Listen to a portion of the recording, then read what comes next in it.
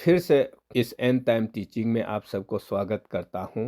पिछला एपिसोड में मैंने आप सबको वो जो दानियल चैप्टर 7 वर्स 21 और 22 में एंटी क्राइस्ट के द्वारा विश्वासियों को सताने का वाद राज्य हासिल कर लेगा और कौन सा राज्यों का बात कर रहा है उसको मैंने पूरा आप सबको समझा दिया। और आज मैं आप लोग को बताने वाला हूँ वो है सेडो प्रोफेसी या उसको प्रोफेटिक पैटर्न बोला जाता है।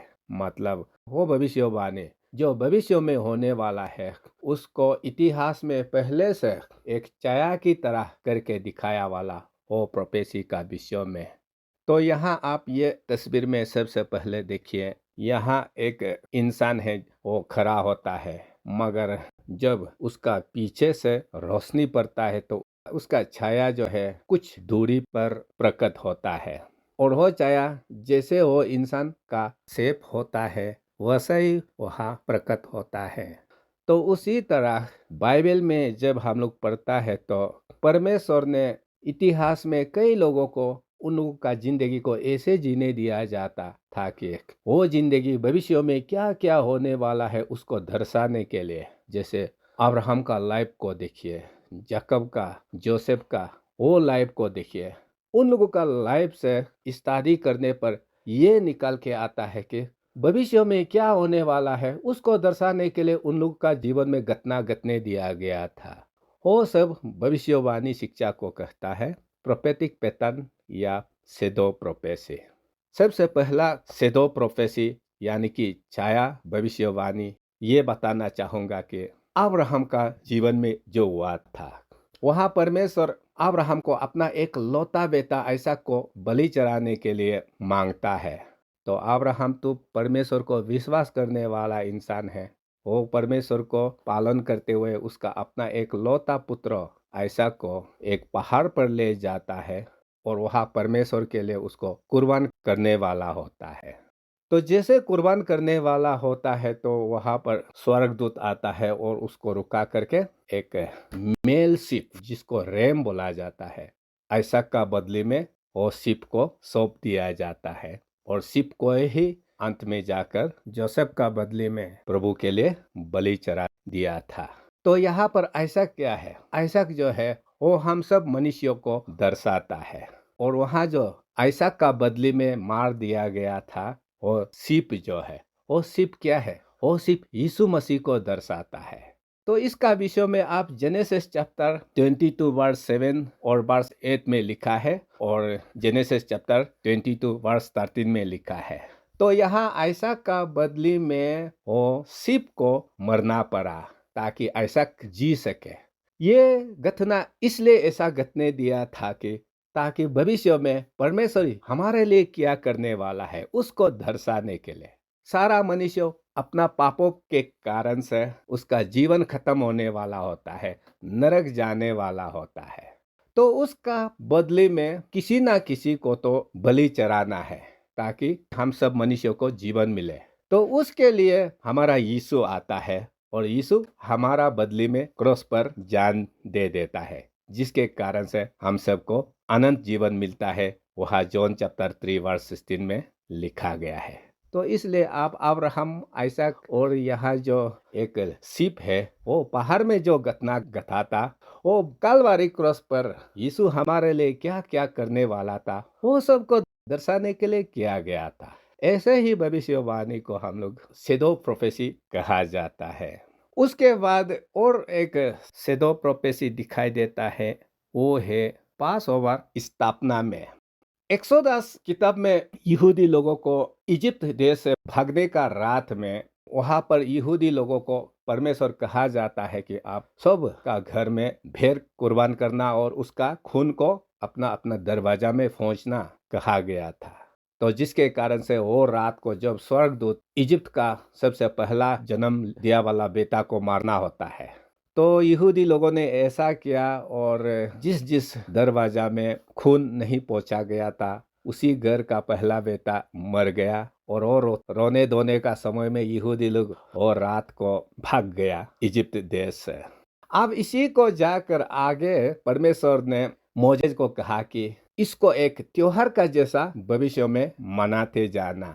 तो इसलिए परमेश्वर ने यहूदी लोगों को पास ओवर त्योहार को स्थापित कर दिया।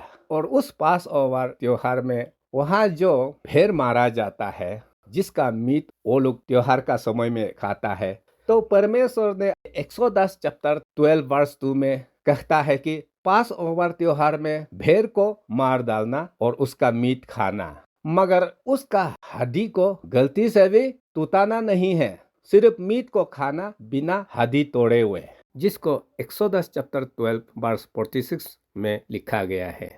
तो ये भेड़ जो है यीशु मसीह को दर्शाता है। तो ये चीज यीशु मसीह जो कलवरी क्रॉस पर जो उसका साथ हुआ था उसको दर्शाने के लिए, वहां तो दो चोर उस दिन लटकाया गया था, दोनों का पैर को रोमन सैनिक आकर तोड़ दिया गया था, मगर यीशु का ही दो पैर का हड्डी को नहीं तोड़ा। तो इसलिए उसको दर्शाने के लिए ये जो पास ओवर भेड़ का हड्डी को गलती से भी मत तोड़ना मीट खाते समय, ऐसा भविष्यवाणी को छाया भविष्यवाणी कहा जाता है। ये आप लोग याद रखना। उसका बाद और एक छाया प्रोफेसी आप देखिए, यहूदी लोग जब परमेश्वर को पूजा करने के लिए वो लोग पत्थर को इकट्ठा करके जमा करता है और जमा करके उसका ऊपर आग जलाकर जानवर को कुर्बान करके प्रभु को वहां पर पूजा करता है।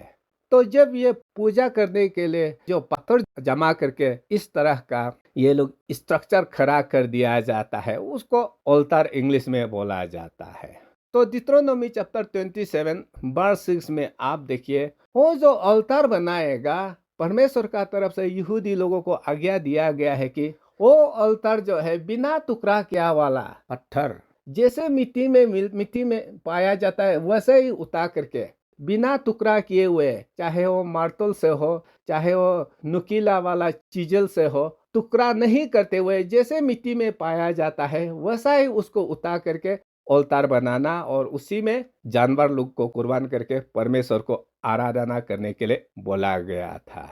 और आगे जाकर जोशुआ चैप्टर 8 वर्स 31 में भी मोजेस को जो आज्ञा दिया गया था उसको वो भी पालन करते हुए एक औल्तार बनाता है और उसमें बिना टुकड़ा किया वाला पत्थर को खड़ा किया था।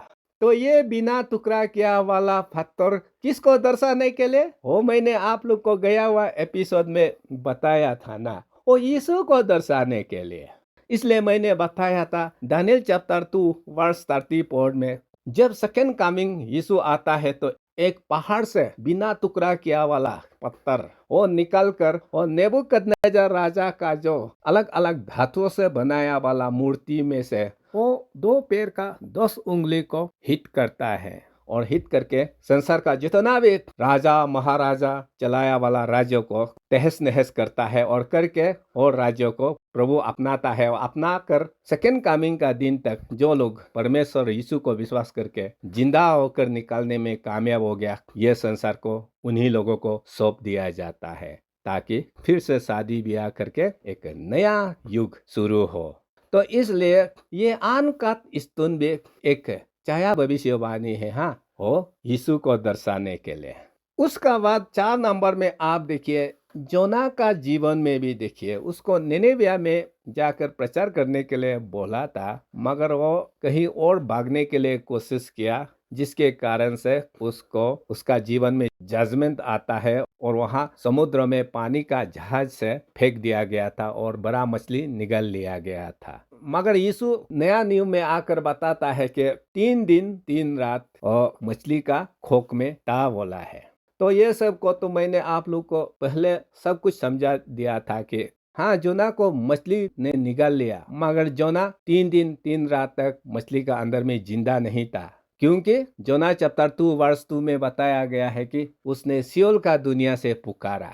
तो सियोल का दुनिया क्या है वो सब मैं पूरा आप लोग को बता चुका हूँ कि जब ओल्ड टेस्टामेंट का समय में कोई भी इंसान मरता है तो उसका प्राण शरीर से निकाल करके एक आत्मिक दुनिया होता है जिसको सियोल बोलता है हिब्रू में, वहां जाकर रहता है। मगर 3 दिन 3 रात का बाद सियोल का दुनिया से जोना अपना शरीर में वापस आता है जो मछली का अंदर में था और फिर जिंदा होता है। ये चीज इसलिए जोना का जीवन में घटने दिया गया था कि भविष्य में यीशु क्या करने वाला है। तो यीशु का विषय में भी मैंने आप सबको पूरा बता चुका हूँ कि जिस दिन कालवारी क्रॉस पर मरा, उसका प्राण अपना शरीर को छोड़ करके सियोल का दुनिया में चला गया था, मगर उसका लाश को जोसेफ ऑफ अरामथिया का कब्र में गाड़ दिया गया था। लेकिन 3 दिन 3 रात का बाद जीसस का आत्मा भी सियोल से वापस आकर उसका शरीर में घुस गया और शरीर में जिंदा हो गया। वो सब चीज को दर्शाने के लिए जोना का जीवन में भी वो घटना घटने दिया गया था।